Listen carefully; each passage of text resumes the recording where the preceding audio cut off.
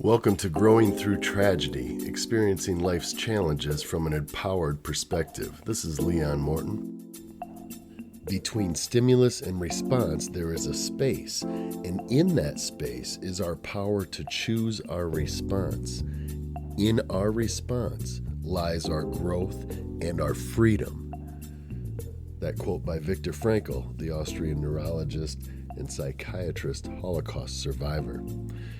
It is our hope that this resource provides you an opportunity to have a different perspective as you're going through life's challenges so that you can choose your response, and in that response, by your growth and your freedom.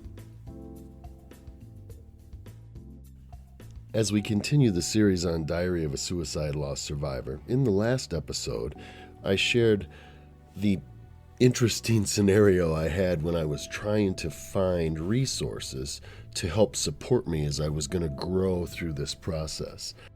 10/17/2014. I so badly wanted to stay in bed today.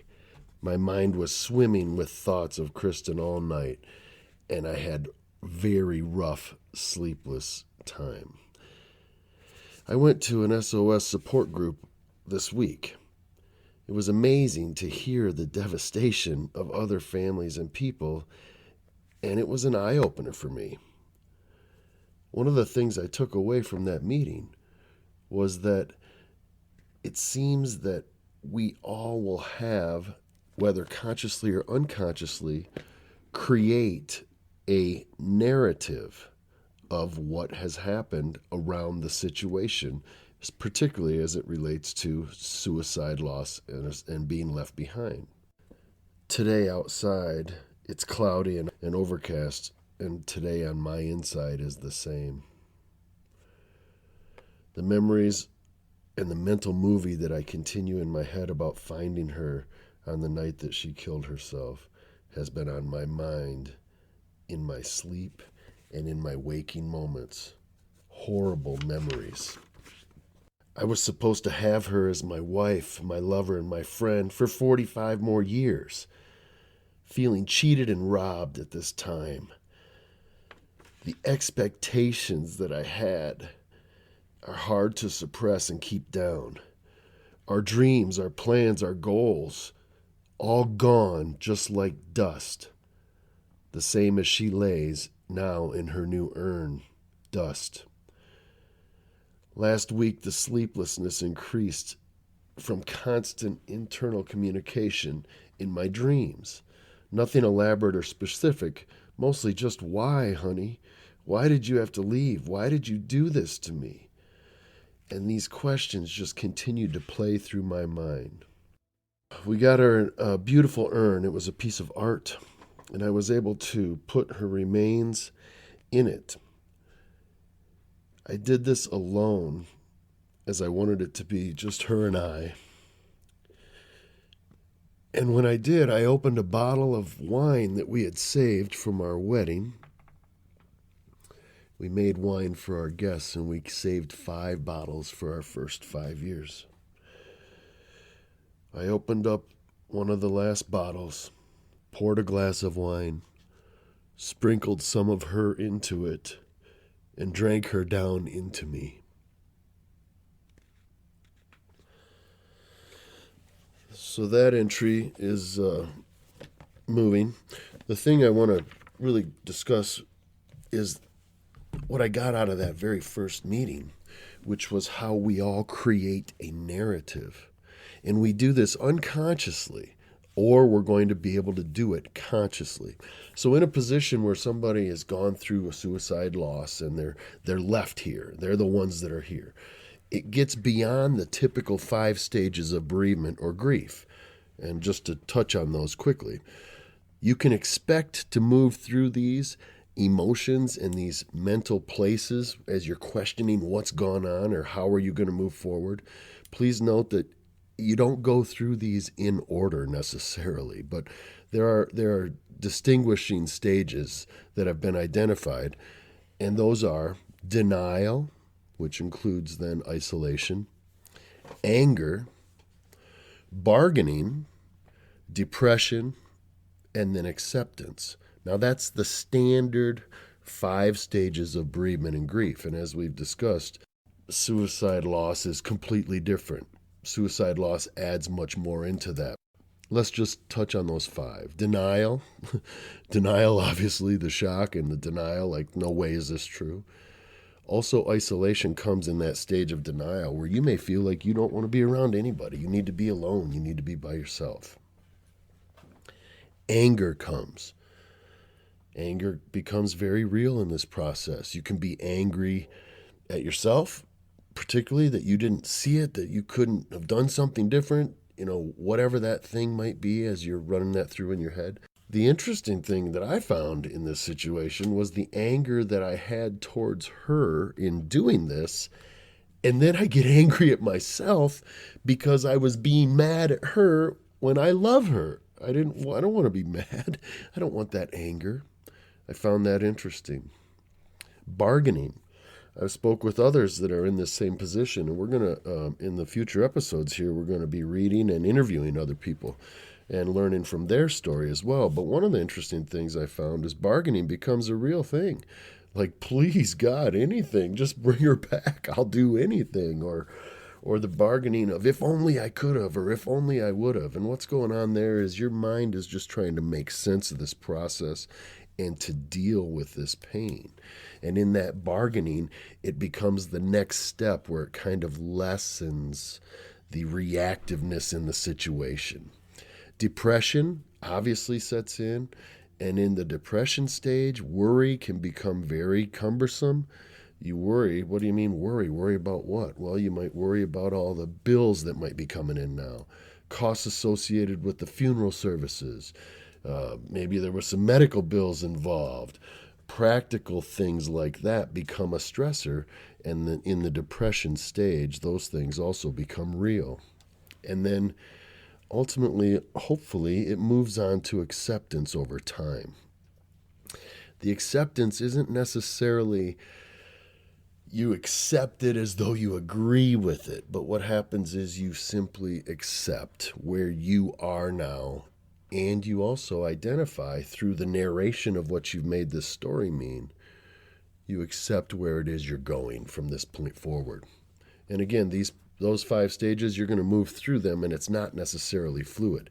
Now, the difference in suicide loss, which is also just something that we all have to address here, is you'll have guilt. Addition to the 5, you're going to have incredible guilt. You're going to go through incredible confusion because your mind's going to want to try to make sense of this. You're going to go through rejection.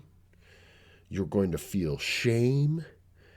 You're going to feel anger at yourself directly, as I expressed, and also anger at the loved one.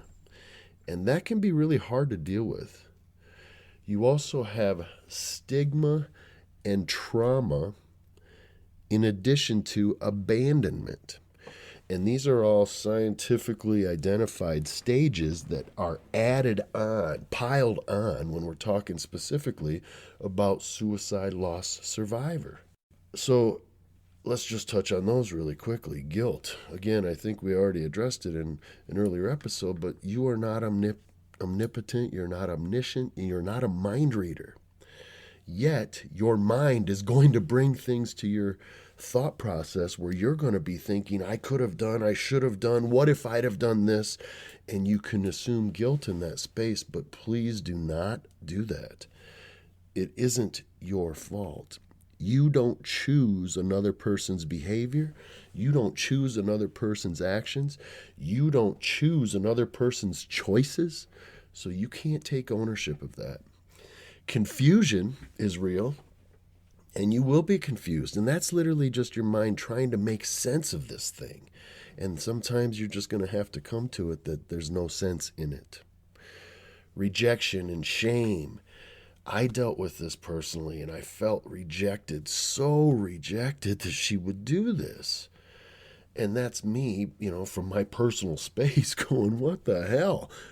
But those were real feelings that I had to just let come and then let go. You don't hold on to these things. And what I want people to get out of this and my story is, listen, if you can hear some of the shit that goes down, then maybe when it happens to you, you'll have a better awareness and you can say, oh, this is what he was talking about. Yeah, I am feeling that right now. And it can help you have better choices in your reactiveness. Shame and stigma and the trauma. And yes, I dealt with those for sure. Shame and the stigma was really interesting as I observed it in myself. I didn't want to tell anybody what really happened. Like, I even debated maybe I should just make up a lie and say she got in a car accident. Why would I do that? Well, there's lots of reasons. There is a stigma around suicide, and it's a real thing.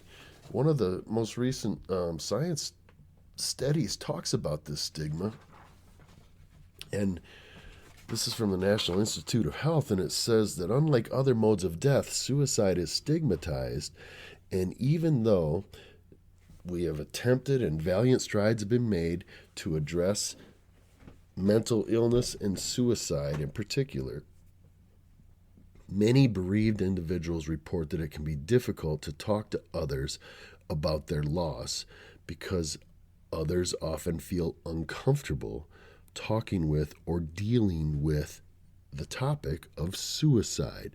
In addition, it goes on in this report to then address the religious stigmas that are involved with suicide, and many then are left vulnerable and unable to even go to their place of faith because those places have a bunch of weird thoughts around people that commit suicide or that choose that.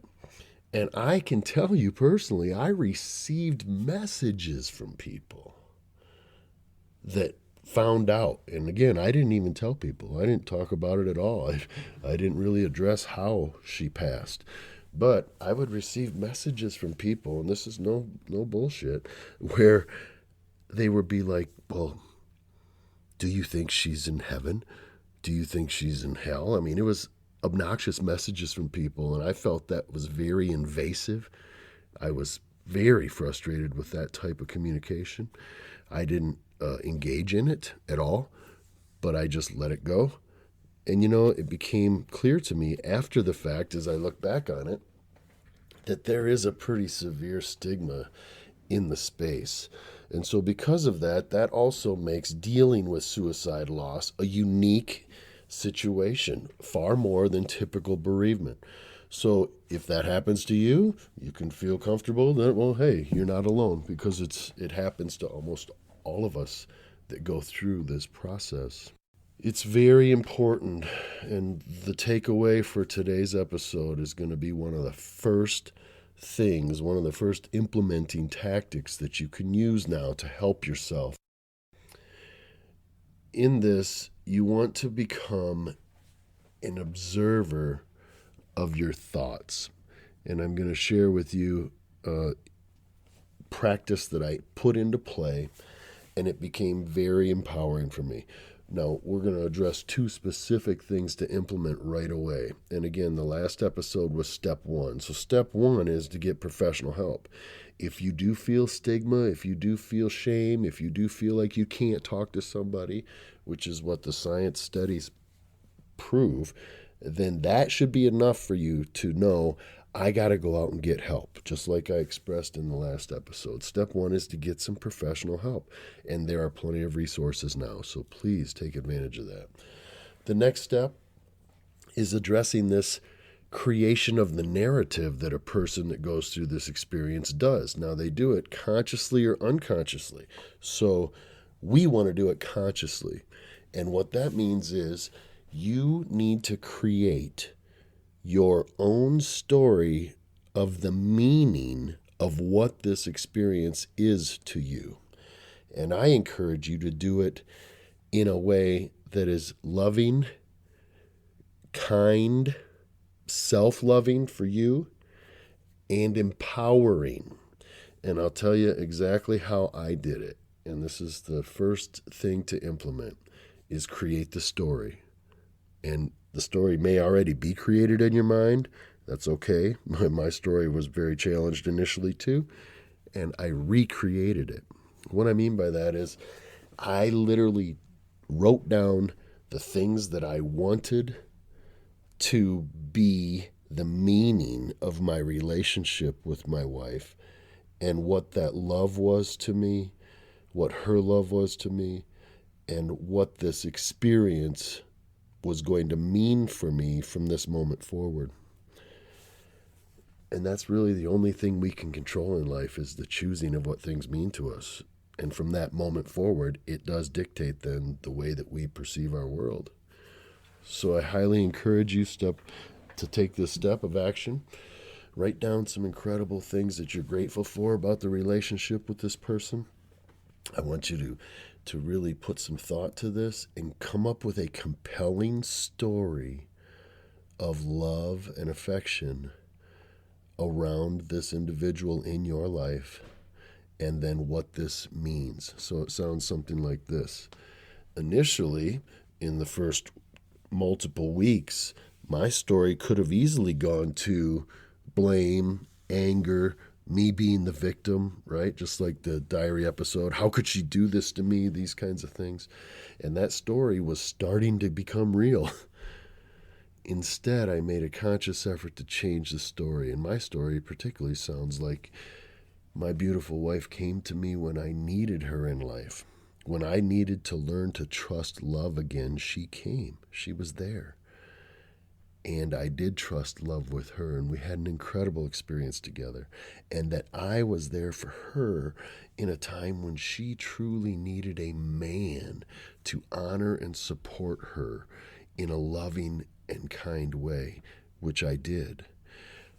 Of course, would I have loved our situation and our time together to be far more? Yes, absolutely. But I am grateful for the time that I had with her. And I recognize many people go through an entire life of a loving relationship and never even get close to the depth of experience that I had with Kristen. And I am so grateful that she was in my world. And I was so grateful that she was my wife and that I could have that love with her. That's what my story became. I created that story. I continued to condition it to myself. I told it to 2 or 3 friends that I trusted so that when I was struggling, I could go to them and they could say, hey, buddy, no, that bullshit is not real. It wasn't you. You didn't know. You couldn't have been. Here, let me remind you what your story is. Your story is an incredible story of love with a woman who loved you and who you loved dearly. And you're so lucky that you had that experience because many never do. So that becomes so empowering when you can do that. It literally changed the game for me. The second thing that we'll implement in this episode is now that we've created that narrative, and I highly encourage you to create your own story and make it powerful, make it empowering for you, because you're the one that's here. You're still here. You got to go forward. Make the story empowering to you. And then secondly, start to implement that story through your thought process. And as you start to watch and continue to see your experience, you're going to be going through all these emotional stages that we've been discussing. Try to put yourself in a place where you can become the observer of yourself in this space. And when I did this, it literally changed my complete perspective. Now, it didn't mean that everything was easy as I was going through this, but it did make it more clear for me that I was going to be able to get through it and be able to get through it in an empowered way if I just stay the course. And what I mean by that is it dawned on me one day because I woke up, I came out into the main room, living room, and I looked at a picture of Kristen, and I broke down, just violently weeping. And the pain was so strong, and it was so powerful. It just took over, like a wave just engulfed me. And I remember just sobbing and heaving, and then thinking about me as though I'm watching myself sobbing and heaving in this moment. And I was okay to be in it. It was odd, but I was observing myself having the experience as opposed to allowing myself to be swept up in the experience. This is a technique that is called mindfulness. And it is incredibly powerful to implement in the process of this type of recovery. So, not to get anybody all weirded out, mindfulness, is very popular now and people confuse it with lots of things. Some people think it's all, ethereal, where we're going to harmonize our energies with the moon and the stars and that kind of thing. But that's not what I'm talking about. What I'm talking about is becoming the observer of your thoughts and your emotions. And by doing that, that in and of itself creates a buffer of your reactiveness in the experience. And the better you get at it, the better it becomes for you. So, for example, when it hit me like that, wow, I am in just incredible pain right now. I'm grieving the loss of my wife and I'm heaving and sobbing. And you know what? It's okay because that's part of the process. And it was almost like I looked at myself from outside of myself being in this emotional hurt. And it was almost empathetic. And that was really moving for me. And I'll tell you this too. Then what happens is you allow yourself to go through those moments, but you don't attach a bunch of different meaning to it because it's just literally an emotion that you're moving through. So in regards to mindfulness, and we'll do a short practice of it here to finish the session today, but I have a whole program available for mindfulness, but the thing that we need to take out of it for this specific instance is this. You are not going to be able to stop your mind of these crazy ass thoughts that are coming. You are not going to be able to just clear your mind and have no thought. And that's not even the goal. The goal is to just be the observer of the emotions and thoughts as they come. Literally visualize it like a wave at the ocean. A negative or bad thought comes, it moves over you, and then it goes. And this is exactly how it does work, and I'll prove it to you right now. Take a second and predict for me your very next thought, which you cannot do. But you did have a thought. Maybe that thought was, what the hell is he talking about? Maybe that thought was, well, yeah, I make my own thoughts, but you didn't create that next thought. The thoughts come and the thoughts go. And in grief and bereavement, there's a thing called rumination, and you can be stuck in that, and you don't want to. So one of the ways to defeat that is to become the observer of the thoughts without attaching meaning or ownership to it. The thoughts and these emotions are just going to come and they're going to go. And the more you can put yourself in a place of observing that and literally just be the watcher and let those things pass without attaching meaning, you become stronger in your mind and in your brain and in your neurology. Literally, you'll be rewiring your brain towards a more empowered outcome. So let's practice that as we wrap up this session today. Literally simple and easy. You are not trying to do anything with your thoughts except for just follow this little illustration that I'm going to walk you through. Take a deep breath in through your nose, out through the mouth, and just allow your body to sit for a minute in this place of pain and chaos and wondering and questioning. Just sit for a second and just let your body breathe. And for the next 3 breaths, do nothing more than focus on your body breathing.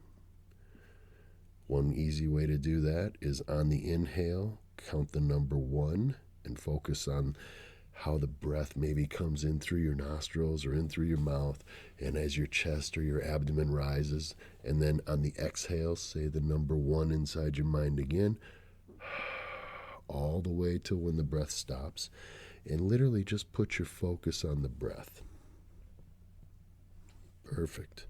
Now, continue to breathe gently for a few more breaths, and the minute a thought pops into your mind, just literally observe it like, oh, that was an interesting thought. And then let the thought go and redirect your attention back to the process of your body breathing. For sure, you're going to have another thought. Maybe you'll have 4 or 5 come at you instantly, and that's okay. Those are just thoughts. Let them come, let them go, and then redirect your mind back to focusing on the breathing. That's it. That's as simple as it is. Now, I recommend you do this process for 5 minutes, and then lengthen that to 10 minutes when you can. You can do it in as short as 1 minute. And the more you do it throughout the day, the more powerful it will become for you. In addition, you will get some stress relief response from it. We're going to go through a bunch of those processes in further episodes. But just in the process of getting started, literally, you just take a pause and you direct your mind and your focus to your breathing. And when you're interrupted and disrupted by a thought, you just observe that that was a thought. You let that thought go without attaching emotion to it. And you redirect your brain and your mind back to the focus on the process of your body breathing. What happens when you do this is twofold. First of all, you're creating new neural pathways that train your imagination and they hone your attention and focus. And that's incredibly powerful. Secondly, it's been proven that literally with over 100 cumulative minutes of this type of practice, that your brain physically changes into a more empowered state, which gives you better executive functioning skills, which means that you have better choices in how you react to thoughts and emotions. And this is going to become very powerful for us as we move through this process of growing through tragedy. Thank you for listening. We'll talk to you in the next episode. In the upcoming episodes, you will learn specific mental strategies and specific tools to implement to help cope in a tragedy of this sort. Many of these techniques are able to be used in a broad variety of life's situations and challenges, and we encourage you to utilize them wherever you see fit, where it can be helpful to you. If you are in a current situation of emergency or tragedy or deep loss and you're struggling, we encourage you to get professional help right away. We encourage you to get plugged in. There's a Growing Through Tragedy Facebook page. You're welcome to join that, share your stories, learn from others that have gone through incredible hardships and how they've done it. And if these episodes are of value to you, please subscribe to the podcast, and also please forward it to anybody that you know that might be struggling and could benefit from these stories and information. We appreciate it. Thank you for listening to Growing Through Tragedy series, brought to you by the Belief Hack Brainery.